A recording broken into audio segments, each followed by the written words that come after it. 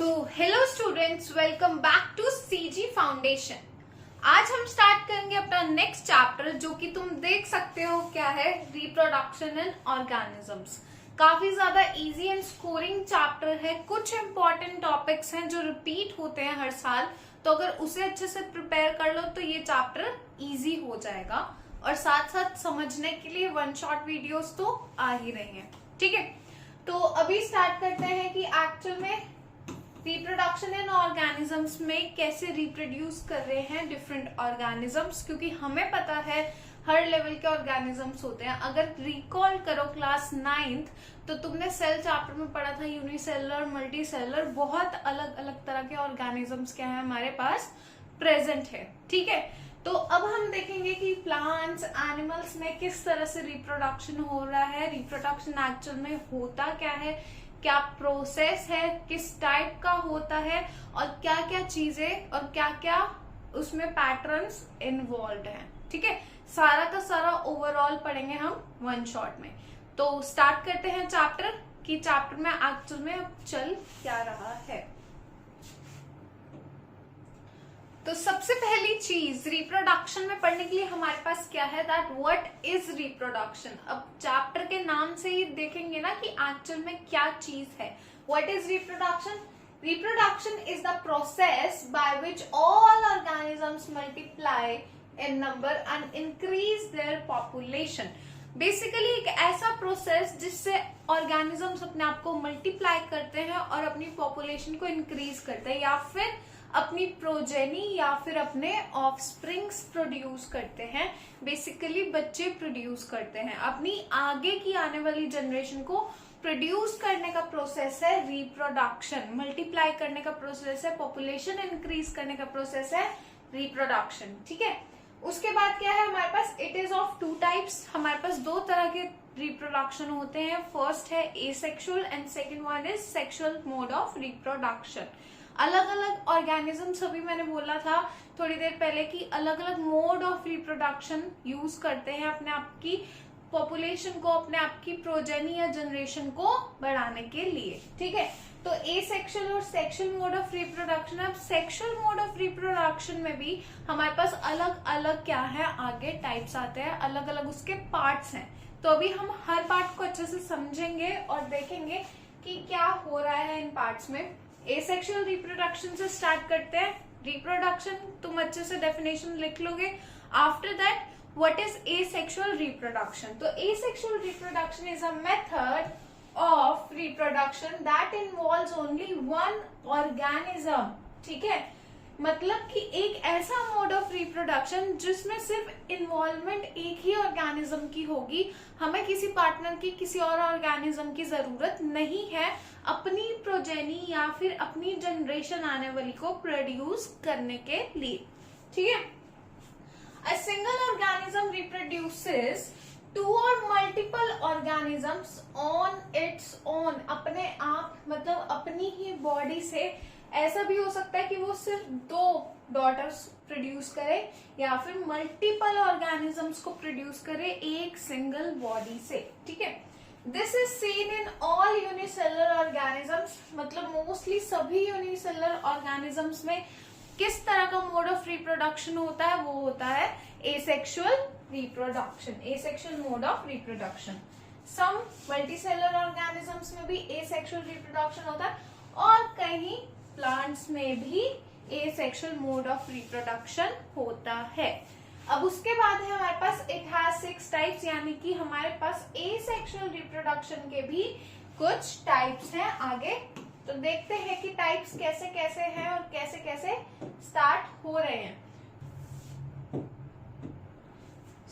सबसे पहले asexual reproduction के टाइप में है हमारे पास फिजन। फिजन क्या होता है? Fission is an asexual reproduction that has common in most of the unicellular organisms। मतलब कि जब भी फिजन होगा सारे के सारे यूनिसेलुलर ऑर्गेनिजम्स में वो कॉमन होता है, मतलब एक ही तरह से हो रहा है, एक ही तरह का प्रोसेस है। अब फिजन में भी हमारे पास आगे दो टाइप्स हैं। तो फिजन बेसिकली क्या होता है, डिवाइड होना, ब्रेक डाउन होना, डिवाइड होना, ठीक है। सिंपलर लैंग्वेज में मैंने तुम्हें बताया। अब फिजन में मैंने तुम्हें बोला दो टाइप्स हैं आगे। तो सबसे पहला है हमारे पास कैसा, बाइनरी फिजन। सबसे पहला टाइप है binary fission and second one is multiple fission.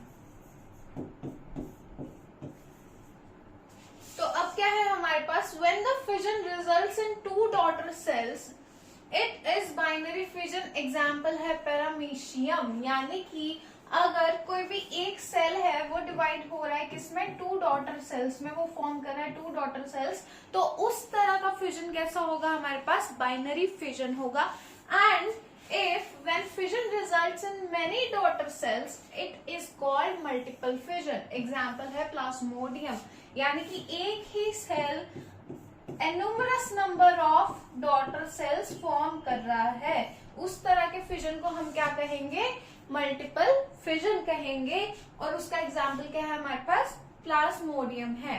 Planes of fission क्या हो सकते हैं, डिफरेंट हो सकते हैं किसके लिए, ऑर्गेनिजम्स के लिए, मतलब मोड ऑफ जो फिजन है या फिर जो रिक्वायरमेंट्स है फिजन की वो डिफरेंट हो सकती है अलग अलग ऑर्गेनिजम्स के लिए। बट बेसिकली फिजन क्या है, break down of single organism, ताकि वो फॉर्म कर सके या तो दो डॉटर सेल्स या फिर मल्टीपल डॉटर सेल्स। जब एक ही सिंगल सेल से उसके ब्रेक डाउन होने के बाद हमें दो डॉटर सेल्स मिले तो वो है बाइनरी फिजन, और एक सेल के ब्रेक डाउन होने के बाद हमें मिले मल्टीपल डॉटर सेल तो वो किस तरह का फिजन है, वो है हमारे पास मल्टीपल फिजन।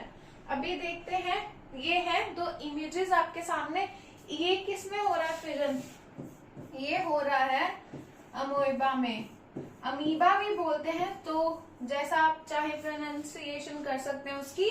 तो मोइबा में हमारे पास किस तरह का फिजन देखने को मिल रहा है, हमें मिल रहा है देखने को binary fission.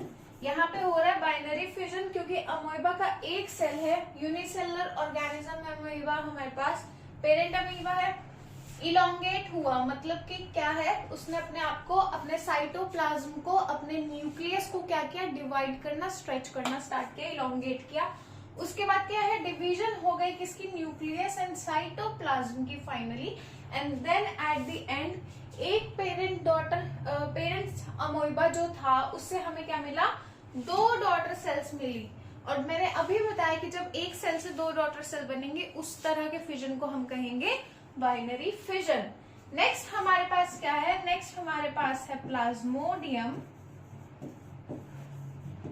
This is Plasmodium, और इसमें किस तरह का फिजन हो रहा है, इसमें हो रहा है हमारे पास मल्टीपल फिजन। एक पेरेंट सेल है, न्यूक्लियस है, बहुत सारे हमारे पास, बहुत सारे न्यूक्लियाई आ गए सिस्ट के अंदर, बहुत सारे मल्टीपल न्यूक्लियाई फॉर्म कर दिए। और जब ये मैच्योर हो जाएंगे, जब ये बड़े हो जाएंगे, मैच्योर हो जाएंगे, देन ये सेल वॉल जो है, सेल मेम्ब्रेन जो है ये ब्रेक हो जाएगी, सिस्ट ब्रेक हो जाएगी, और जो डॉटर सेल्स हैं वो सारी की सारी क्या हो जाएंगी, रिलीज हो जाएंगी। जब एक सेल से मल्टीपल डॉटर्स बने तो मल्टीपल, एंड जब दो डॉटर सेल्स बने तो binary fission. Next type of asexual reproduction है हमारे पास बडिंग। तो बडिंग क्या है, budding is a type of asexual reproduction जिसमें in which a small cyst-like structure is formed on the parent's body which gives rise to a new individual। यानी कि एक छोटा सा सिस्ट फॉर्म होगा और उसी से एक न्यू इंडिविजुअल फॉर्म हो जाएगा, कहाँ पर, पेरेंट की बॉडी के ऊपर। बट में remain attach to the parent, यानी कि जैसे ईस्ट में हमारे पास क्या रहती है, अटैच रहती है पेरेंट की बॉडी से, और में separate and become a new individual, जैसे कि हम देख रहे हैं हाइड्रा में। तो अगर तुम नीचे ढंग से यहाँ डायग्राम देख पा रहे होगे तो ये है budding in hydra, budding in hydra. तो ये हाइड्रा है, इस तरह का कुछ हमारा हाइड्रा दिखता है, उसके पास यहाँ पे क्या है, ये टेंटिकल्स है, ठीक है। और ये छोटा सा पहले क्या स्टार्ट हुआ, बर्ड फॉर्म होना स्टार्ट हुआ, और सेम बर्ड से तुम देख पा रहे हो कि ऊपर वो बर्ड क्या है, नेक्स्ट पोर्शन में ग्रो हो रहा है और उसके पास टेंटिकल्स भी हैं। एंड देन फाइनली जब वो एक मैच्योर इंडिविजुअल बन जाएगा तो वो क्या हो जाएगा, कट ऑफ हो जाएगा अपनी पेरेंट बॉडी से, यानी कि अलग हो जाएगा। तो बर्डिंग बहुत सिंपल सा प्रोसेस है, एक छोटी सी बर्ड फॉर्म होगी एंड देन मैच्योरिटी पे वो अलग हो जाती है। बट ईस्ट के केस में अलग नहीं होती है, वो रिमेन किससे रहती है, अटैच अपने पेरेंट सेल से। नेक्स्ट थर्ड टाइप का हमारे पास एसेक्सुअल मोड ऑफ रिप्रोडक्शन है रीजनरेशन। तो रीजनरेशन क्या होता है? Regeneration is a process of growing back the lost organ और body part of the organism. Example दिया यहाँ लिजर्ड, बट ये हमारे पास जो प्यारा सा एग्जाम्पल है एनसीईआरटी के अकॉर्डिंग वो है प्लनेरिया। तो ये प्लनेरिया में हम रीजनरेशन देखते हैं। अगर एक प्लनेरिया इंडिविजुअल है हमारे पास पूरा का पूरा, उसको मैं कट कर दूं किसमें, इसको थोड़ा सा ब्लैक से करते हैं, उसको मैंने कट कर दिया, ये इसका हेड, ये इसका टंग और ये इसकी टेल, इसको मैंने कट किया तो तुम देख सकते हो कि इन बॉडी पार्ट के बाद ये ग्रोथ स्टार्ट हो गई है, ये ग्रोथ स्टार्ट हुई पड़ी है, रीजनरेशन हो रही है किसकी? बाकी बॉडी के स्ट्रक्चर की। और यहाँ तुम देख सकते हो कि 3 न्यू इंडिविजुअल प्लनेरियाज फॉर्म होते हैं। तो रीजनरेशन में का मतलब है कि ग्रोइंग बैक हो जाना या किसी भी बॉडी पार्ट का, जैसे हम छिपकली की पूंछ में देखते हैं, अगर छिपकली की पूंछ कट जाए तो वो रीजनरेट होके रीग्रोथ हो जाती है, पूंछ दोबारा से आ जाती है। उसी तरह से हमारे पास क्या है? प्लनेरिया है। तो प्लनेरिया में एक इंडिविजुअल दोबारा से फॉर्म हो सकता है अगर प्लनेरिया को हम कट करें किसी भी सेगमेंट्स में या सेगमेंटेशंस में। प्लनेरिया एग्जाम्पल रीजनरेशन में भी आता है एंड प्लस फ्रेगमेंटेशन में भी आता है। अभी बताती हूँ फ्रेगमेंटेशन क्या होता है। फ्रेगमेंटेशन और रीजनरेशन यही सेम है काइंड ऑफ, बट हमारे पास जिस तरह से सिलेबस में है हम उसी तरह से पढ़ेंगे, वही एग्जाम्पल्स लेंगे पर्टिकुलर टॉपिक के हिसाब से, ठीक है। फ्रेगमेंटेशन है fourth type of asexual reproduction, ठीक है। Fragmentation is the process by which an organism gets fragmented into smaller pieces and each piece grows into a whole new organism. यानी कि अगर मैंने एक ऑर्गेनिज्म को कट किया 3 पार्ट्स में, तो वो पूरा का पूरा ऑर्गेनिज्म ग्रो बैक कर जाएगा। सेम वही चीज जो रीजनरेशन में थी, बस थोड़ा सा डिफरेंट है। वहां पे पर्टिकुलर बॉडी पार्ट्स लिखा हुआ था, बट यहाँ पे एक पूरा ऑर्गेनिज्म ग्रो बैक करेगा फ्रेगमेंट्स में कट किया। ये हमारे पास है प्यारा सा स्पाइरोगायरा। ये क्या है हमारे पास? स्पाइरोगायरा है। स्पाइरोगायरा को क्या किया हमने? कट किया। और तुम देख सकते हो यहाँ पे है न्यूक्लियस फॉर्म हुआ, ये न्यूक्लियस है। ये है सेप्टम जहां से अभी हम बीच में कटिंग करेंगे, और ये क्या है? क्लोरोप्लास्ट है। तो जब मैंने कट किया तो एक एक फ्रेगमेंट से, फ्रेगमेंट्स का मतलब समझते हो, ये फ्रेगमेंट है, ये जो चीजें हैं, ये बॉक्स जो है ये क्या है? ये फ्रेगमेंट्स है। अगर मैंने इन फ्रेगमेंट्स को कट किया तो मेरे पास पूरा का पूरा नया स्पाइरोगायरा क्या हो जाएगा? ग्रो हो जाएगा, दोबारा से वापस आ जाएगा। नेक्स्ट है मेरे पास spore formation, 5th type of asexual reproduction. तो अब स्पोर फॉर्मेशन में क्या होता है? Organism such as fungi make spores that can grow into complete new individuals when dispersed from their fruiting body. Spores are produced inside sporangia. They are covered by a thick outer layer that protects them in adverse conditions. When spores get suitable environmental conditions, they germinate and begin to grow. It means हमारे को पता है, क्या पता चला कि fungi में होता है हमारे पास स्पोर फॉर्मेशन। और ये एग्जाम्पल जो है ये एनसीईआरटी से लिया हुआ एग्जाम्पल है राइजोपस का। राइजोपस इज अ फंगी का एग्जाम्पल लिया हुआ है एनसीईआरटी से राइजोपस का। तो अब तुम देख रहे होगे ये हमारे पास जो तुम्हें लग रहा है कि ये इसकी क्या है? स्टेम है, इसको हम बोलते हैं हाइफे। This is hyphae. और ये जो हमारे पास सर्कुलर पार्ट है, दिस इज व्हाट? स्पोरेंजिया। और स्पोरेंजिया के अंदर होते हैं हमारे पास क्या? छोटे छोटे स्पोर्स, छोटे छोटे सीड्स, बिल्कुल छोटे छोटे स्पोर्स, बहुत सारे मल्टीपल स्पोर्स। जब स्पोरेंजिया बर्स्ट हो जाएगा, यानी कि उसकी आउटर लेयर क्या है? टूट जाएगी, तो वो जो स्पोर्स है ऐसे हवा में बाहर निकल जाएंगे। और जब वो कहीं पर जाके मैच्योर हो जाएंगे तो वो एक नया का नया पूरा राइजोपस का प्लांट ग्रो कर देंगे। प्लांट नहीं, फंगी ग्रो कर देंगे। अब अगर तुमने कभी देखा हो जो फ्रूट सड़ गल जाते हैं, या फिर ब्रेड होती है, गीली ब्रेड हो गई या बहुत ओल्ड ब्रेड होती है, तो तुमने देखा होगा उसके ऊपर ऐसे छोटे छोटे सेम ऐसे ऐसे पोर्स दिखेंगे, बहुत स्मॉल पोर्स होते हैं, ये छोटे छोटे स्पोर्स दिखेंगे तुम्हें, और ये दिखेंगे हाइफास, छोटे छोटे छोटे और बहुत सारे नंबर्स में होते हैं, थाउजेंड्स ऑफ नंबर्स में होते हैं, तो वो हमारी फंगी होती है एक्चुअल में। नेक्स्ट है मेरे पास लास्ट सिक्स्थ टाइप ऑफ जो एसेक्सुअल मोड रिप्रोडक्शन का है, वो है वेजिटेटिव प्रोपोगेशन। अब ये क्या है? This is a type of asexual reproduction seen in plants. अब ये प्लांट्स में ही देखा जाता है, एनिमल्स में नहीं देखा जाता। तो vegetative part of the plant like leave हो गए, स्टेम हो गए, रूट हो गए, वो क्या करते हैं? Give rise to a new plant. यानी कि अगर मैं किसी भी प्लांट के पार्ट को, जैसे वेजिटेटिव पार्ट जिससे ग्रोथ हो सकती है, स्टेम हो गया, रूट हो गया, लीव हो गया, उसको कट कर दूं और कहीं और ग्रो करने के लिए लगा दूं, तो उससे या तो नया एक इंडिविजुअल प्लांट ग्रो कर जाएगा, या फिर कुछ ना कुछ ऐसा होगा। मतलब क्या होगा कि एक नया प्लांट ग्रो करेगा। अगर घर में तुमने देखा हो कि आलू में से बर्ड निकलनी स्टार्ट हो जाती है, ऐसे आलू है ना, ये आलू है, तो इसमें से ऐसे बर्ड निकलनी और उसमें छोटे छोटे तुम्हें ऐसे दिखेंगे ग्रीन कलर का, छोटे छोटे क्या बोल सकते हो उसको, प्लांट्स दिखेंगे तुम्हें, बट वो प्लांट्स नहीं होते हैं, वो यही है, वो वेजिटेटिव प्रोपोगेशन ही है कि उसी सेम प्लांट या उसके किसी पार्ट से एक न्यू इंडिविजुअली प्लांट क्या कर रहा है? ग्रो कर रहा है। वेजिटेटिव प्रोपोगेशन को हम आर्टिफिशियल और नेचुरल दोनों तरीके से परफॉर्म कर सकते हैं। नेचुरल वेजिटेटिव प्रोपोगेशन तब होता है जब लीव्स के थ्रू हो, यानी कि ब्रायोफाइलम में। अब ये जो डायग्राम है ये किसका था? ये डायग्राम है ब्रायोफाइलम का। तुम यहाँ देख पा रहे होगे कि ये सिंगल लीफ है और उसी में से यहाँ पे क्या है? एक और पूरा का पूरा लीफ, थोड़ा सा स्टेम पर नीचे रूट्स क्या कर रही है? ग्रो कर रही है। हम इनका नाम देते हैं बर्ड्स। ठीक है।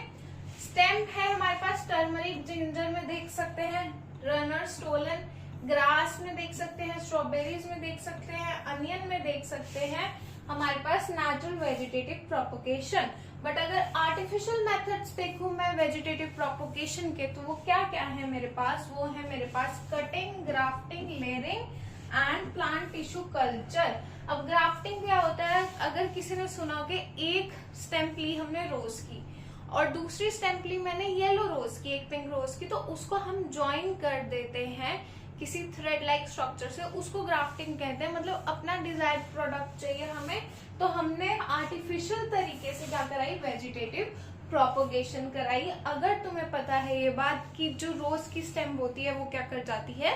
रीग्रो कर जाती है। दोबारा से अगर काट के कहीं लगाओगे तो वो ग्रो हो जाएगी। ठीक है। उसके बाद है प्लांट टिश्यू कल्चर। मतलब हमने छोटी छोटी प्लास्टिक की बॉटल्स में पानी डाल के छोटे छोटे हमने प्लांट्स के वो पार्ट डाले जो रीग्रो कर सकते हैं। तो हम कहीं भी क्या कर सकते हैं? एक प्लांट को बना सकते हैं, ग्रोथ करा सकते हैं। अब तक हमने पढ़ा कि एसेक्सुअल मोड ऑफ रिप्रोडक्शन क्या होता है, उसके कितने टाइप्स होते हैं। नेक्स्ट हमारे पास है रिप्रोडक्शन इन प्लांट्स।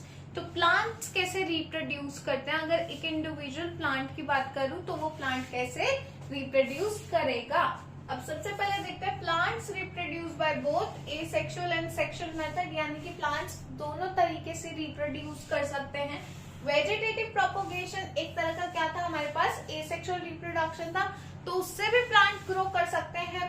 प्लस हमारे पास सेक्सुअल रिप्रोडक्शन से कैसे करते हैं प्लांट्स ग्रो, वो अभी हम देखेंगे कि जब सेक्सुअल रिप्रोडक्शन की बारी आती है तो प्लांट्स कैसे ग्रोथ करते हैं।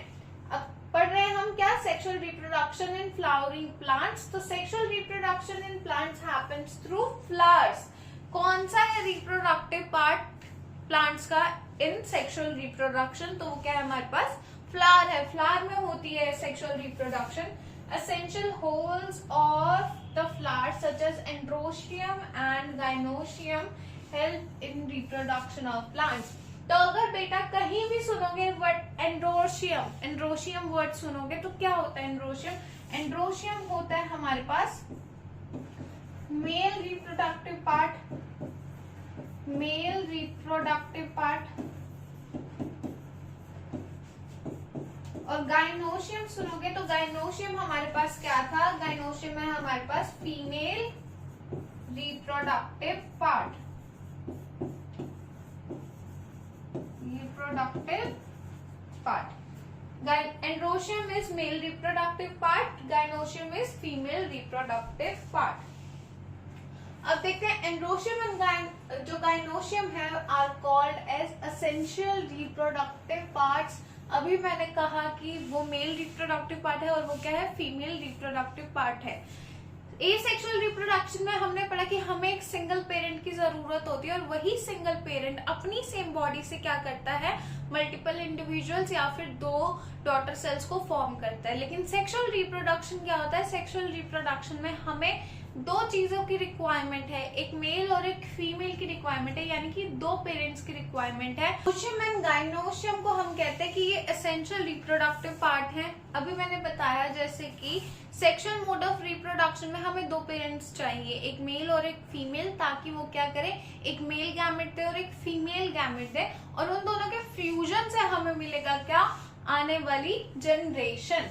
The androecium produces pollen grains containing male gametes and gynoecium produces ovules which are female gamete। अभी जैसे कि मैंने बताया, उसके बाद क्या है, बाइसेक्सुअल जो फ्लावर्स होते हैं वो उनमें क्या होता है, हमारे पास दोनों के दोनों पार्ट्स प्रेजेंट है, यानी कि मेल भी और फीमेल भी। और यूनिसेक्सुअल फ्लावर्स में या तो हमारे पास मेल पार्ट होगा या फिर फीमेल पार्ट होगा, यानी कि या फिर एंड्रोशियम होगा या फिर गाइनोशियम होगा। Each individual member of androecium is called a stamen। अगर हम उसको एक पर्टिकुलर कहें कि एक इंडिविजुअल मेंबर क्या है मेल पार्ट का हमारे पास, तो वो है हमारे पास स्टेमेन है, हमारे पास मेल पार्ट, और जिसमें होते हैं हमारे पास क्या, एंथर और फिलामेंट। ठीक है, अभी देखेंगे, डायग्राम दिखाऊंगी कि कैसा है। Anther produces haploid pollen grains. Haploid एक वर्ड आया यहाँ पे, हैप्लॉइड। तो हैप्लॉइड क्या होता है, हमारे पास 2 वर्ड है, एक है हैप्लॉइड और एक होता है डिप्लॉइड। तो हैप्लॉइड क्या है, सिंगल सेल, और डिप्लॉइड है डबल सेल।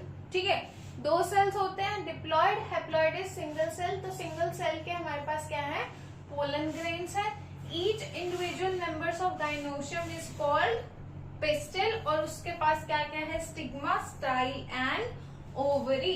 तो अगर कोई पूछे कि मेल रिप्रोडक्टिव पार्ट फ्लावर्स में कौन कौन फॉर्म करता है, तो एंथर फॉर्म करता है mail reproductive part of the plant और फ्लावर, और वो क्या प्रोड्यूस करता है, haploid pollen grains. Pollen grains हमारे पास है अभी मेल गैमीट। ठीक है, पोलन ग्रेन्स काम करेगा एज मेल गैमीट। उसके बाद हमारे पास क्या है, अगर हम बात करें गाइनोशियम की या फिर फीमेल रिप्रोडक्टिव पार्ट की फ्लावर के, तो वो हमारे पास क्या क्या है, पिस्टल है। पिस्टल में हमारे पास क्या आगे, स्टिग्मा है, स्टाइल है और क्या है, ओवरी। अब ये है रिप्रोडक्शन इन प्लांट्स। यहाँ से मैंने पेटल्स निकले हुए हैं, मतलब निकाल नहीं दिया, निकले हुए हैं। और अब ये ऐसा कुछ डायग्राम है, अगर तुमने कभी हिबिस्कस का फ्लावर देखा हो, तुम्हारे पास बहुत सारे फ्लावर हैं तुम्हारे आसपास जिसमें तुम ये सब देख सकते हो। ठीक है, तो दिस पार्ट, ये जो पोर्शन है हमारे पास जिसकी कवरिंग होती है बर्ड्स की या फिर फ्लावर की, ऐसे क्लोज होता है, उसको हम बोलते हैं क्या, सेपल। ठीक है, नेक्स्ट हमारे पास क्या है, अब तुम्हारे पास ये जो तुम्हें दिख रहा है पार्ट, ये पार्ट, और this part is known as ovule. और ओव्यूल है हमारा अंदर और बाहर की साइड है हमारी क्या, ovary.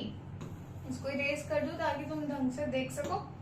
Next we have colourful part of the plant, जो हमारे क्या होते हैं, हम उसको पेटल्स बोलते हैं, रोज की अलग होती है, सनफ्लावर की अलग होती है। Colourful part of the plant is petals. Next we have what, हमारे पास है स्टेमेन, जो क्या है, हमारे पास मेल रिप्रोडक्टिव पार्ट है जिसमें एंथर और फिलामेंट थे। दिस इज आर एंथर, और ये है मेरा फिलामेंट जो अटैच है किससे, ओव्यूल से अटैच है।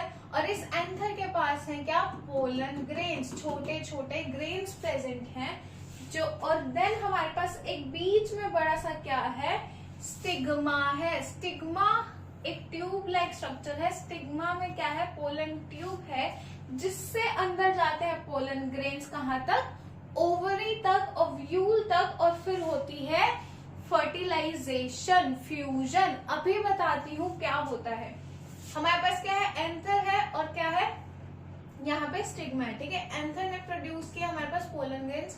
पोलन ग्रेन्स जब मैच्योर हो गए तो वो रिलीज हुए किसमें, विंड के थ्रू, या फिर अगर कोई इंसेक्ट आके उसके ऊपर बैठता है, ठीक है, बैठता है, सक करता है उसका नेक्टर, और फिर वो जाके स्टिग्मा के ऊपर बैठ जाता है, तो वहां पे पोलन ग्रेन्स को रिलीज कर देता है। किसी भी मोड से वो पहुंच जाएंगे कहां तक, पोलन ग्रेन्स स्टिग्मा तक। ये पोलन ग्रेन्स पहुंच गए स्टिग्मा तक। अब ये पोलन ट्यूब से कहाँ आ जाएंगे, ये आ जाएंगे हमारे पास ओव्यूल तक, ओवरी तक आ जाएंगे। एंड देन फाइनली क्या होगा हमारे पास, egg nucleus, pollen nuclei, and then finally formation होगी सीड की, और सीड से बनता है क्या, एक न्यू प्लांट।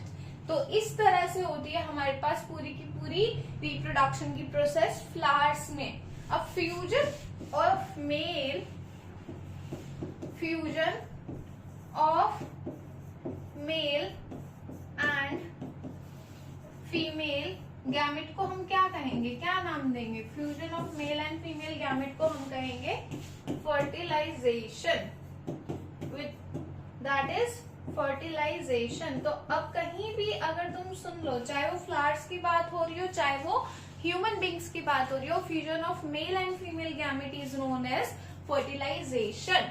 यहाँ पे हमारे पास मेल गैमेट है पोलन ग्रेन्स, और ओवरी में बनता है एग। तो एग और पोलन ग्रेन जब फ्यूज होंगे साथ में, तो उसको हम क्या कहेंगे, फर्टिलाइजेशन होगी। एंड देन फाइनली उसके बाद हमारे पास यहाँ पे एग न्यूक्लियस बन जाएगा, एपरेटस बन जाएगा, डिवीजन होनी स्टार्ट हो जाएगी सेल्स की, and then finally seed form हो जाएगा। और सीड के अंदर हमारे पास क्या है, एम्ब्रियो है, यानी कि जो अब आने वाला नेक्स्ट हमारे पास क्या है, प्लांट है, वो फॉर्म हो रहा है। सीड ग्रो करते हो तभी तो न्यू प्लांट फॉर्म होता है, ठीक है। हाँ जी, तो अब हम पढ़ते हैं क्या, अभी मैंने बताया कि तुम्हें पोलन ग्रेन्स ट्रांसफर होते हैं। तो अब पोलन ग्रेन्स के ट्रांसफर होने को भी ना हम एक नाम देते हैं, इसको भी एक प्रोसेस बताते हैं। ये तो हमने देखा कि फ्लावर्स में चल क्या रहा है, किस ढंग से फर्टिलाइजेशन हो रही है। फर्टिलाइजेशन के बाद ही क्या होगा, सीड प्रोड्यूस होगा, नेक्स्ट जो प्लांट का एम्ब्रियो है, एम्ब्रियो यानी कि बेबी जो होने वाला है, वो प्रोड्यूस होगा, ठीक है। बेबी इंसानों में, बट हमारे पास प्लांट्स में क्या है, न्यू प्लांट होगा वो, ठीक है। तो अब मैं बात करती हूँ किसकी, पॉलिनेशन की। अब पोलन ग्रेन्स पता चल गया कि क्या होते हैं, तो पॉलिनेशन क्या होता है, पॉलिनेशन होता है transfer of pollen grains from anther to stigma is known as pollination. मतलब ट्रांसफर करना किसको, पोलन ग्रेन्स को, transfer of pollen grains, transfer of pollen grains from anther to stigma is known as pollination। अब pollination में भी हमारे पास क्या है, it has two types, दो टाइप्स है हमारे पास pollination में भी। सबसे पहला क्या है हमारे पास, self pollination, self pollination, and then we have cross pollination। हमारे पास दो टाइप्स है, सबसे पहला है self pollination, next one is or cross pollination. तो सेल्फ पॉलिनेशन में क्या होगा, सेम फ्लावर, अब मैंने तुम्हें बताया दो तरह के फ्लावर्स हो सकते हैं, एक तो unisexual and second is bisexual. Bisexual में हमारे पास एंड्रोशियम गाइनोशियम यानी कि मेल और फीमेल दोनों पार्ट्स प्रेजेंट है, और यूनिसेक्सुअल में एक ही पार्ट होगा, या तो फीमेल होगा या फिर मेल प्रेजेंट होगा, ठीक है। तो अगर सेल्फ पॉलिनेशन की बात करूं तो सेम प्लांट पर ही क्या हो रहे हैं, पोलन ग्रेन्स ट्रांसफर हो रहे हैं। एक ये मेरे पास क्या है, सेम प्लांट पर, ये मेरे पास क्या है, एक प्लांट है, ठीक है। ये मेरे पास एक प्लांट है, एक फ्लावर यहाँ है, एक फ्लावर यहाँ है, एक फ्लावर यहाँ है, ठीक है। ये पूरा का पूरा एक सेम क्या है, प्लांट है। अब इसके पोलन ग्रेन्स यहाँ से निकल के गए इस तक, और इसके पोलन ग्रेन्स यहाँ तक और इसके पोलन ग्रेन्स यहाँ तक, यानी कि same flower of the plant पर क्या हो रही है, ट्रांसफर हो रहे हैं पोलन ग्रेन्स। तो उस तरह की पॉलिनेशन को हम कहेंगे सेल्फ पॉलिनेशन, जब अपने ही प्लांट पर क्या हो रहा हो, पोलन ग्रेन्स ट्रांसफर हो रहे हो। क्रॉस पॉलिनेशन में एक मेरे पास यहाँ प्लांट है, ठीक है, एक मेरे पास यहाँ प्लांट है एंड देन उसी के साथ मेरे पास दूसरा एक इंडिविजुअल प्लांट है।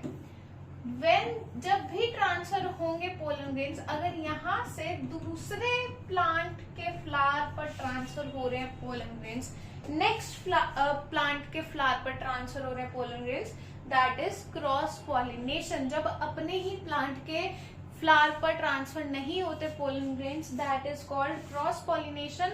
और जब अपने ही प्लांट के किसी भी फ्लावर पर ट्रांसफर हो रहे हैं पोलन ग्रेन्स, उसको बोलेंगे हम सेल्फ पॉलिनेशन।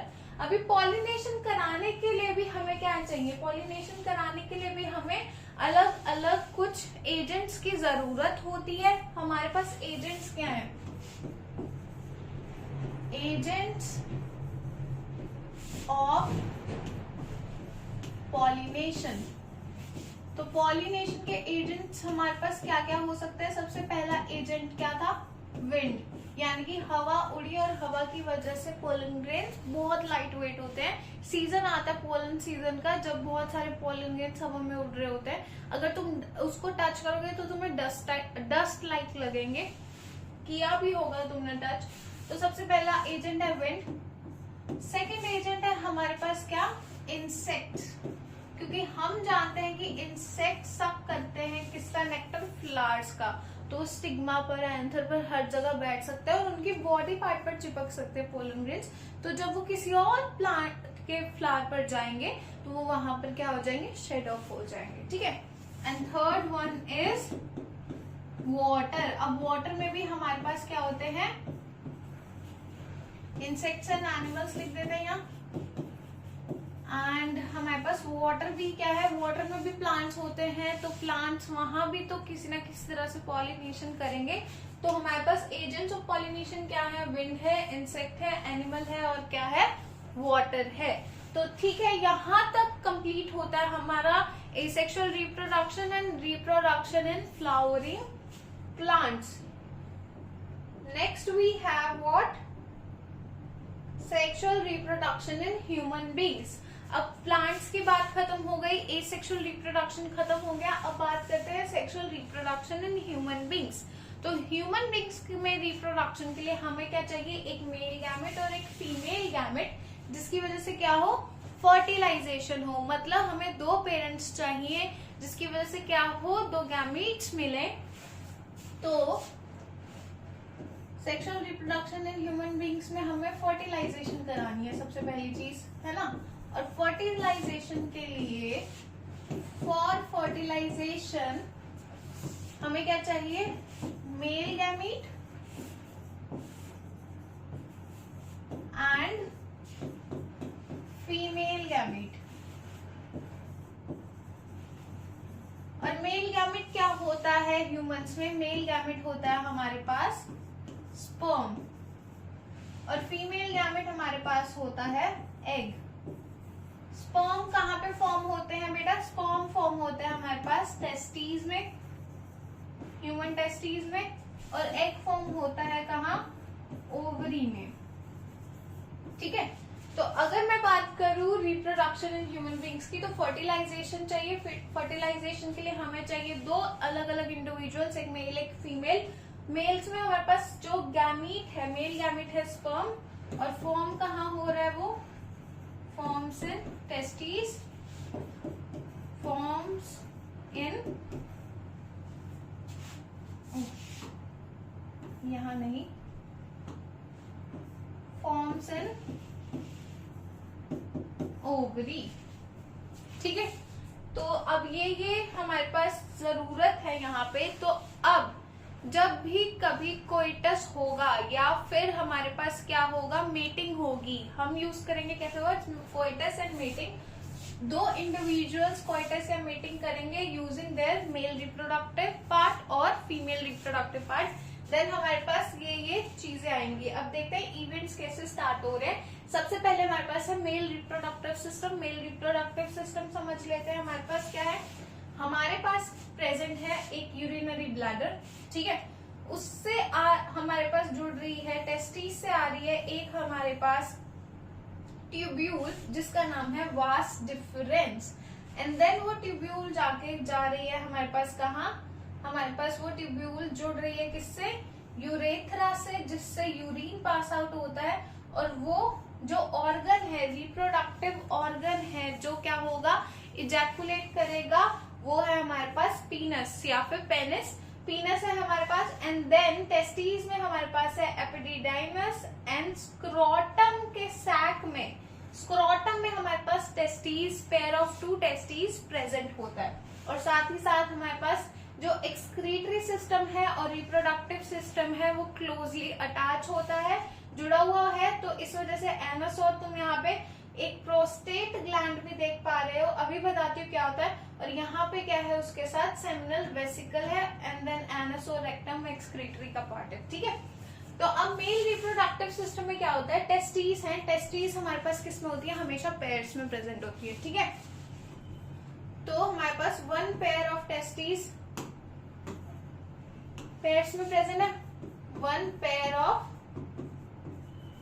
टेस्टिस। अब टेस्टिस की एक बात है, ये क्या करती हैं, प्रोड्यूस करती हैं 2 चीजें, प्रोड्यूसेस, एक तो मेल गैमेट और साथ ही प्रोड्यूस करेंगी क्या, male hormone which is testosterone, testosterone. तो टेस्टिस क्या करेंगी, हमारे पास प्रोडक्शन करेंगी एक तो मेल गैमेट की विच इज स्पर्म्स, प्लस साथ मेल हार्मोन प्रोड्यूस करेंगी which is testosterone, and pairs में होती है। प्लस एक और चीज, टेस्टिस को चाहिए होता है नॉर्मल बॉडी टेम्परेचर से 2 से 3 डिग्री कम, ताकि प्रोडक्शन ऑफ जो हमारे पास स्पर्म्स है और मेल हार्मोन है वो इजी हो सके। तो अगर किसी की बॉडी का टेम्परेचर 37 है तो टेस्टिस को प्रोड्यूस करने के लिए 35 या फिर 34 डिग्री सेल्सियस का टेम्परेचर जरूरी है स्पर्म की प्रोडक्शन करने के लिए। इसी वजह से ये कहाँ पर होती है, लोअर एब्डोमिन में प्रेजेंट होती है। अ पेयर ऑफ टेस्टिस में एक यहाँ पे पार्ट देख पा रहे होगे तुम, एपिडिडाइमस। तो यहाँ बहुत बार क्वेश्चन रिपीट होके आया है कि स्टोरेज ऑफ स्पर्म्स कहाँ होती है, स्पर्म कहाँ पर स्टोर होते हैं। तो स्पर्म टेस्टिस में बनते हैं बेटा, स्टोर होते हैं एपिडिडाइमस में, ठीक है। प्लस हमारे पास अब यूरिन का और स्पर्म का, स्पर्म हमारे पास क्या है, मेल गैमेट है, बट स्पर्म इंडिविजुअली बॉडी से बाहर नहीं आते हैं, उसके साथ कुछ सिक्रीशंस बाहर आते हैं, जो आते हैं हमारे पास कहाँ से, सेमिनल वेसिकल से और प्रोस्टेट ग्लैंड से हमारे पास कुछ सिक्रीशंस बाहर आते हैं, और उस पूरे टोटल जो भी बॉडी से बाहर आ रहा है उसका नाम है हमारे पास सीमेन। स्पर्म के साथ जो भी सिक्रीशंस बाहर आ रहे हैं उस पूरी चीज को हम बोलते हैं सीमेन। सीमेन और यूरिन का एक कॉमन पैसेज होता है बॉडी से बाहर आने का, विच इज यूरेथ्रा पेनिस के थ्रू, ठीक है। तो अब हमारे पास जो ऑर्गन है जो रिप्रोडक्शन परफॉर्म करेगा वो क्या है, हमारे पास पीनस है, और पीनस क्या करेगा, हमारे पास जाके इजैकुलेट होगा, और इजैकुलेट करने के बाद सीमेन का रिलीज करेगा, एंड देन आगे बॉडी में फंक्शन होगा फीमेल रिप्रोडक्टिव पार्ट में। यहाँ पे वास डिफरेंस देख रहे हो, तो वास डिफरेंस कैरी करती है किसको, स्पर्म्स को, कहाँ तक, यूरेथ्रा तक, ठीक है। तो वास डिफरेंस वो ट्यूब्यूल स्ट्रक्चर है, और स्क्रोटम हमारे पास ऐसा पाउच लाइक स्ट्रक्चर है जिसमें हमारी टेस्टिस क्या होती हैं, प्रेजेंट होती हैं। या next we have female reproductive system. तो ये है हमारे पास फीमेल रिप्रोडक्टिव सिस्टम। सबसे पहले हमारे पास मेल रिप्रोडक्टिव सिस्टम में पेयर ऑफ टेस्टिस प्रेजेंट थी, हमारे पास अब फीमेल रिप्रोडक्टिव सिस्टम में यहाँ पेयर ऑफ ओवरीज प्रेजेंट है, ठीक है। और ओवरीज प्रेजेंट है, और वो किससे अटैच है, हमारे पास ये ट्यूब्यूल लाइक स्ट्रक्चर है, दिस इज फेलोपियन ट्यूब। और इस ओवरीज को ये जो पकड़ा हुआ है ना, इस स्ट्रक्चर का नाम है फिम्बरे।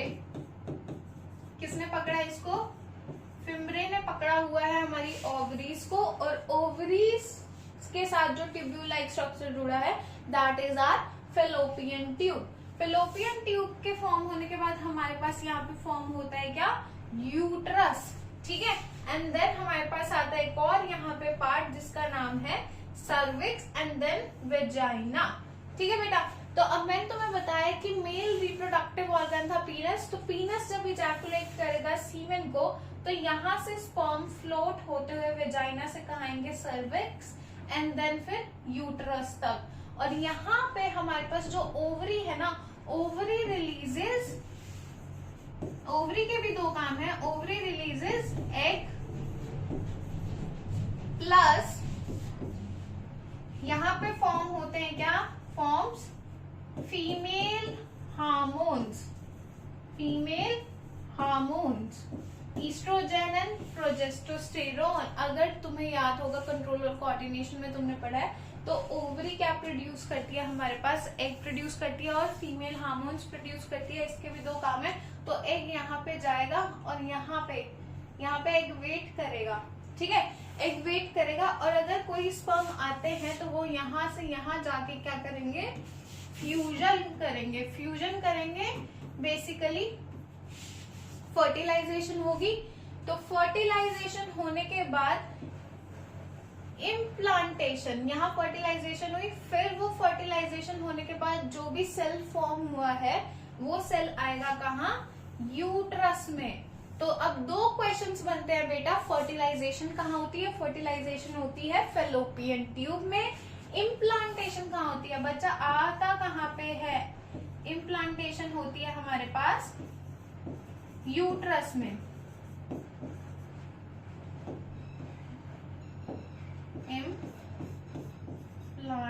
इम्प्लांटेशन, तो इम्प्लांटेशन कहाँ होती है हमारे पास, यूट्रस में। तो ये था पूरा का पूरा फीमेल रिप्रोडक्टिव सिस्टम। पहले हमने पढ़ा मेल रिप्रोडक्टिव सिस्टम, देन हमने पढ़ा female reproductive system. Female reproductive system बहुत बार पेपर में आया हुआ है, तो इसको अच्छे से ड्रॉ करना और समझना कि कहाँ फर्टिलाइजेशन हो रही है, कहाँ पे इम्प्लांटेशन हो रही है, सीख लेना, ठीक है। उसके बाद हमारे पास नेक्स्ट टॉपिक क्या आता है, नेक्स्ट टॉपिक आता है हमारे पास मेंसुरेशन साइकिल, मेंस्ट्रुअल साइकिल। तो मेंसुरेशन होता क्या है, पहली चीज ये, ठीक है। मेंसुरेशन क्या है हमारे पास, अभी हमने देखा कि एक क्या है, ऐसा फीमेल रिप्रोडक्टिव पार्ट है हमारे पास, और उस फीमेल रिप्रोडक्टिव पार्ट में हमारे पास दो ओवरीज हैं। तो अब मेरी ओवरीज ने यहाँ एक क्या किया, रिलीज किया, और हर ओवरी ना एक साथ एग रिलीज नहीं करती है, ठीक है। हमारे पास अगर अभी क्या चल रहा है, हमारे पास कौन सा मंथ चल रहा है, अक्टूबर चल रहा है, तो अक्टूबर में अगर लेफ्ट ओवरी ने एग रिलीज किया ना, तो अगले नेक्स्ट नवंबर में हमारे पास ये ओवरी एग रिलीज करेगी। तो 1 by 1 ऑल्टरनेट मंथ्स के अकॉर्डिंगली एग रिलीज होता है, ठीक है, पर मंथ एक एग रिलीज होता है। तो यहाँ पे इस ओवरी ने एक एग रिलीज किया, अब स्पर्म्स आए नहीं, ठीक है, एक टाइम पीरियड होता है, पर्टिकुलर टाइम पीरियड, उसको बोलते हैं ओवुलेशन टाइम पीरियड। अब स्पर्म्स आए नहीं बॉडी के अंदर, तो क्या हुआ, ये जो एग था ना वो यूट्रस की इनर लाइनिंग में जाके ना चिपक गया, ठीक है। और उसके बाद क्या हुआ, हमारे पास जब ओवुलेशन पीरियड निकल गया, जब फ्यूजन हो सकती थी, पीक पर था वो, हार्मोन का लेवल पीक पर था कि फ्यूजन हो सकती थी, वो टाइम पीरियड निकल गया, तो ये इनर लाइनिंग हमारी क्या हो गई, ब्लड और म्यूकस की बन गई, और फिर फाइनली वेजाइना के थ्रू बॉडी से आउट हो गई, शेड ऑफ हो गई। क्या हो गई, शेड ऑफ हो गई inner lining of or mucus and blood. और वो एक्चुअल में था क्या, जो चीज, जो ब्लड और म्यूकस बाहर निकल रहा है बॉडी से, वो था एक अनफर्टिलाइज्ड एग, जो फर्टिलाइज नहीं हो पाया, ठीक है बेटा। तो यहाँ पे हमारे पास क्या है, ये मेंसुरेशन साइकिल है। Mensuration cycle is basically shedding of inner lining of uterus, जो अनफर्टिलाइज्ड एग की वजह से होता है, प्लस मेंसुरेशन साइकिल हो सकती है फ्रॉम 28 to 30 डेज तक की, यानी कि after every 28 to 30 days mensuration start होते हैं। मेंसुरेशन होते कितने दिन के हैं, मेंसुरेशन होते हैं 4 to 6 डेज, और वेरी करते हैं एक्चुअल में हर इंडिविजुअल के साथ, खाने पीने के ढंग के हिसाब से हर इंडिविजुअल का टाइमिंग अलग होता है मेंस्ट्रुएशन साइकिल का और मेंस्ट्रुएशन के डेज का। कईयों के 2 से 4 दिन भी हो सकता है और कईयों को 8 डेज तक भी मेंस्ट्रुएशन साइकिल हो सकती है। अब ये यहाँ पे 28 से 30 दिन है, तो यहाँ पे 1 से 28 तक बना हुआ है। सबसे पहला क्या है हमारे पास, यहाँ पे 1 से 5 दिन uterine lining breaks down menstruation occur, यानी कि 1 से 5 दिन मेरे पास क्या हो रही है, मेंस्ट्रुएशन हो रही है, मेंस्ट्रुअल साइकिल चल रही है। आफ्टर 6, 7, 8, 9, 10 डेज यूट्रस की लाइनिंग दोबारा से थिक हो गई है, क्योंकि जो पुरानी लाइनिंग थी वो तो शेड ऑफ हो गई थी। तो हमारे पास यहाँ से ये जो 5 दिन है यूट्रस की लाइनिंग थिक हो रही है। उसके बाद मेरे पास 11 से लेकर 18 तक, 11, 12, 13, 14, 15, 16, 17, 18 ओवुलेशन अकर्स।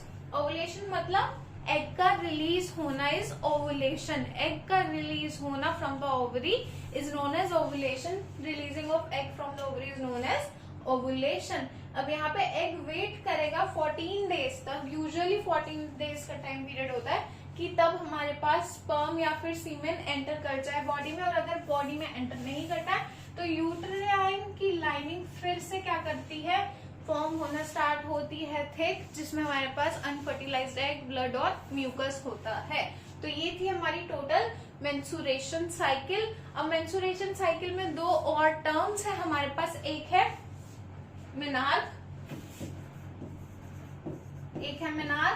और एक है मेनोपॉज। तो मेनार्क क्या है हमारे पास, menarche is the first menstruation occurs, जो सबसे पहला मेंस्ट्रुएशन आता है। एज होती है मेंस्ट्रुएशन की, menstruation after 12 to 13, 14 years, teen age में स्टार्ट हो जाता है गर्ल्स को, ठीक है, मेंस्ट्रुएशन साइकिल स्टार्ट हो जाती है। तो जो फर्स्ट पीरियड आता है या जो फर्स्ट मेंस्ट्रुएशन होती है दैट इज मेनार्क, एंड जो लास्ट मेंस्ट्रुएशन है that is menopause. After 45 to 50 years menstruation cycle stops, menstruation नहीं होता है, तो मेंस्ट्रुएशन जब साइकिल रुक जाती है दैट इज आर मेनोपॉज। तो हर टाइम पीरियड का कुछ पर्टिकुलर एज है, 12 से 13, और इसका एज कितना है हमारे पास 45 to 50 years. Menstruation cycle clear है। अब लास्ट हमारे पास टॉपिक है इस चैप्टर का, reproductive health.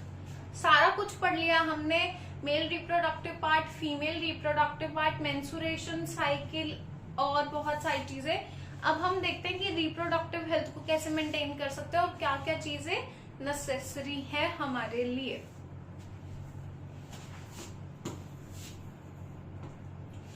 So before starting reproductive health, हमको पता है कि हमारी बॉडी में बहुत सारे चेंजेस आते हैं। जब भी हम रिप्रोडक्टिवली मैच्योर हो रहते हैं हमारी बॉडी में बहुत सारे चेंजेस आते हैं, जिस फेज का नाम बोलते हैं प्यूबर्टी है, ठीक है। हेयर ग्रोथ हो रही होती है, हमारे जो स्किन सेक्सुअल ऑर्गन्स वो ग्रो कर रहे होते हैं, और भी बॉडी में बहुत सारे चेंज आ जाते हैं। हाई पिच हो जाती है गर्ल्स की, बॉयज की लो पिच हो जाती है, एडम्स एप्पल ग्रो करता है, बॉडी में स्वेटिंग का रेट वेरी करने लग जाता है, प्यूबिक हेयर्स आने स्टार्ट हो जाते हैं, अंडर आर्म्स में हेयर आने स्टार्ट हो जाते हैं, और बहुत सारी चीजें, बॉयज की मुस्टाच आनी स्टार्ट हो जाती है। तो ये सारी की सारी चीजें स्टार्ट हो जाती है बॉडी में। अब उसके साथ साथ रिप्रोडक्टिव हेल्थ जरूरी है। इसका मतलब क्या है, इसका मतलब है सबसे पहली चीज क्लीनिनेस रखना अपने बॉडी पार्ट्स की।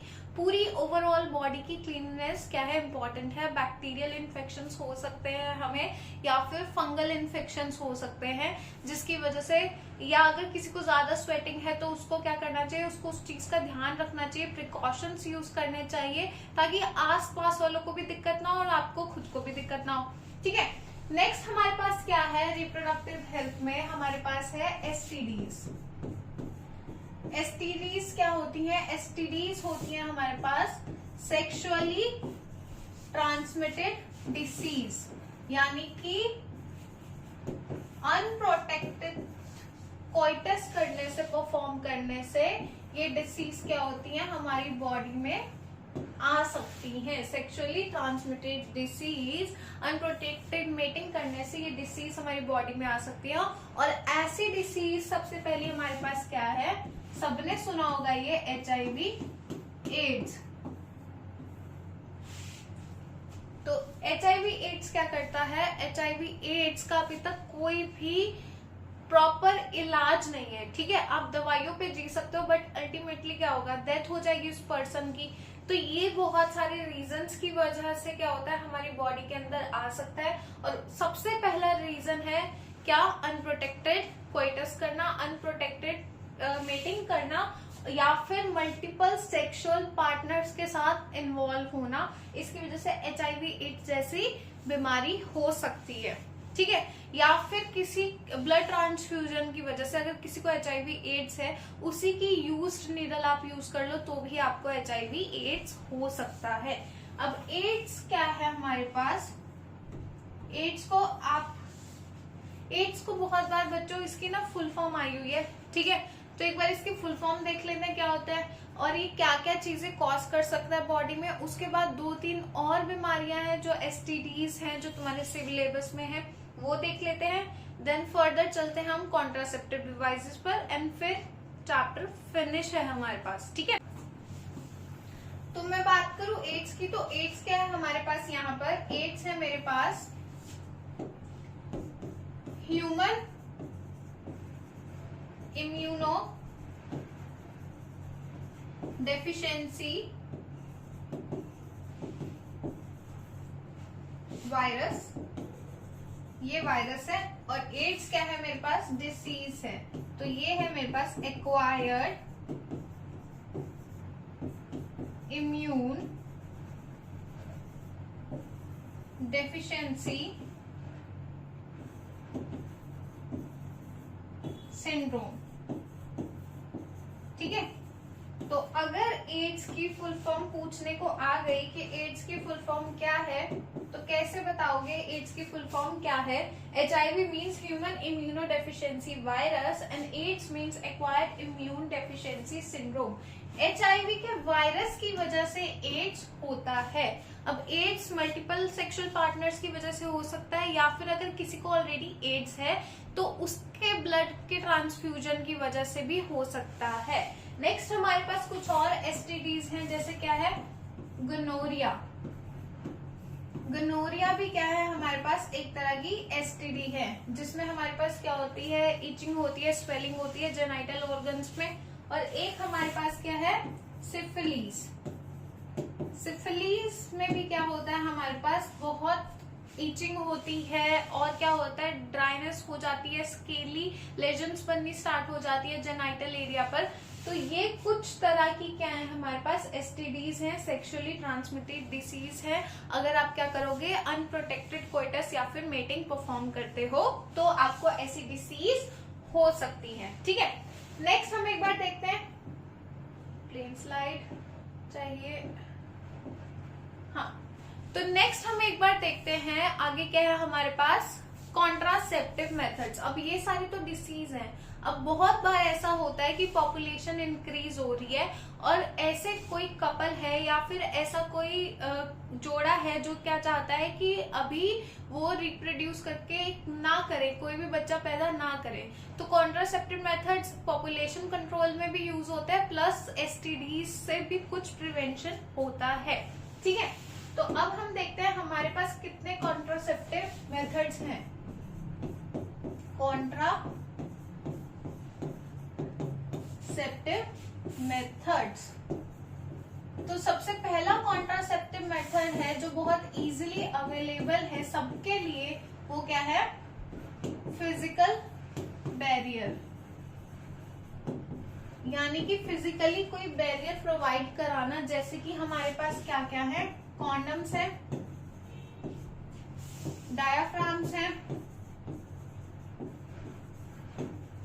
तो कॉन्डम्स और डायाफ्राम्स हम यूज कर सकते हैं एज अ बैरियर मेथड, जिसकी वजह से डायरेक्ट कांटेक्ट ना हो ऑर्गन्स का और जिसकी वजह से कोई भी STD ट्रांसफर ना हो सके। साथ ही साथ पॉपुलेशन कंट्रोल में भी क्या करेंगे, ये हेल्प करेंगे और इजीली अवेलेबल भी है, ठीक है। नेक्स्ट हमारे पास किस तरह का मेथड है, केमिकल मेथड। केमिकल मेथड में हम क्या कर सकते हैं, पिल्स रेकमेंड कर सकते हैं। पिल्स रेकमेंड कर सकते हैं, जैसे हमारे पास क्या हो गई, आई पिल हो गई, बट पिल्स और केमिकल मेथड्स डॉक्टर की रिकमेंडेशन से ही लेनी चाहिए, अपने आप से नहीं लेनी चाहिए। 72 आवर्स की कोई पिल होती है, एक आई पिल होती है, अलग अलग ढंग से अलग अलग आई पिल्स क्या करती हैं, परफॉर्म करती है। अलग अलग उसमें क्या होते हैं, हमारे पास मिक्सचर ऑफ हार्मोन्स होते हैं, जैसे ईस्ट्रोजन, टेस्टोस्टेरोन, प्रोजेस्टेरोन, जो हमारी बॉडी में यूट्रस को क्या कर देता है, इम्बैलेंस बना देते हैं, जिसकी वजह से इम्प्लांटेशन नहीं हो पाती या फिर फर्टिलाइजेशन नहीं हो पाती। ठीक है, ये थे हमारे पास chemical method. Third we have surgical methods. तो थर्ड हमारे पास क्या है, सर्जरी का मेथड थोड़ा ज्यादा परमानेंट है एज कम्पेयर टू ये दोनों मेथड के। बैरियर मेथड की वजह से, बैरियर मेथड या फिर केमिकल मेथड, इन दोनों मेथड से ज्यादा क्या है, सर्जिकल थोड़ा ज्यादा लंबे पीरियड का है, प्लस ज्यादा परमानेंट है। तो अगर मेल्स में मैं क्या करूं, इन मेल्स जो वास्ट डिफरेंस है उसको कट करके टाई कर दूं, वास्ट डिफरेंस को कट करके टाई कर दूं, तो वहां पे उसका नाम क्या है, यहाँ पे वेस्केटोमी। वेस्केटोमी। और अगर फीमेल्स में मैं इन फीमेल्स फेलोपियन ट्यूब को कट कर दूं और टाई कर दूं, फेलोपियन ट्यूब को कट करके टाई कर दूं, तो उसका नाम क्या है मेरे पास, ट्यूबेक्टोमी। ये सर्जिकल मेथड्स यूज होते हैं लॉन्ग टर्म प्रिवेंशन के लिए, किसी भी बर्थ से बचने के लिए। ठीक है, तो बट ये सर्जिकल मेथड्स और केमिकल मेथड्स एसटीडीज को प्रिवेंट नहीं करते हैं, बट बैरियर मेथड कुछ हद तक, कुछ लिमिट तक एसटीडीज को प्रिवेंट करते हैं। लास्टली मेरे पास एक और है हमारे पास सिलेबस में, वो क्या है हमारे पास, devices, IUCD devices. IUCD devices है हमारे पास, जिसमें हम यूज क्या करते हैं, हम यूज करते हैं कॉपर टी यूज करते हैं, यानी कि कॉपर शेप, कॉपर का बना हुआ हमारे पास टी शेप का क्या होता है, एक डिवाइस होता है, जिसको हम इंसर्ट करते हैं फीमेल बॉडी में, यूट्रस में, और वो क्या करता है, कॉपर आयंस को क्या करता है, Cu+ को रिलीज करता है, और वो क्या कर देता है, यूट्रस को अनहेल्दी बना देता है इम्प्लांटेशन के लिए। अनहेल्दी मीन्स के अब उस एनवायरमेंट में हमारे पास इम्प्लांटेशन या फिर एम्ब्रियो रह ही नहीं पाएगा, या फिर फर्टिलाइजेशन हमारे पास हो ही नहीं पाएगी। तो ये हमारे पास टोटल 4 मेथड्स हैं। इन अलग अलग मेथड से, अलग अलग तरीके से हम प्रिवेंट कर सकते हैं पॉपुलेशन कंट्रोल, प्लस कुछ एसटीडीज भी, जो कि सिर्फ और सिर्फ बैरियर मेथड से ही कंट्रोल हो सकती हैं, बाकी मेथड से कंट्रोल नहीं हो सकती हैं। ये चैप्टर का एंड था, यहाँ तक चैप्टर फिनिश हो चुका है। आई होप ये चैप्टर तुम्हें अच्छे से समझ में आया हो। कोई भी क्वेरीज और डाउट हो तो प्लीज कमेंट सेक्शन में बता देना और वीडियो को लाइक कर देना। ठीक है, अभी और भी बहुत सारी वीडियोस आ रही हैं टॉपिक से related, main topics, important topic से रिलेटेड, कि कौन से कितनी मार्क्स की वेटेज आ सकती है और किस तरह से। अब नेक्स्ट वीक से हम कोशिश करेंगे कि सैम्पल पेपर, एक एक सैम्पल पेपर हर वीक आए तुम्हारे लिए, ताकि तुम्हारी प्रैक्टिस भी हो जाए। ठीक है, तो थैंक्स फॉर वॉचिंग, और चैनल को सब्सक्राइब जरूर कर देना। ठीक है।